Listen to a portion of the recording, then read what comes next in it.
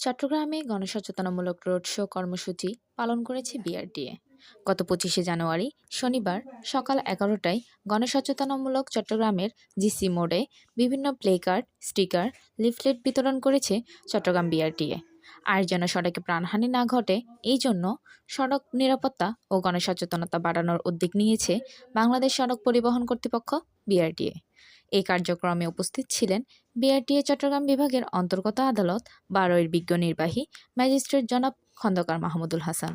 আরও উপস্থিত ছিলেন বিআরটিএ চট্টমেট্রো 1, 2 ও জেলা সার্কেলের বিভিন্ন কর্মকর্তা ও কর্মচারী।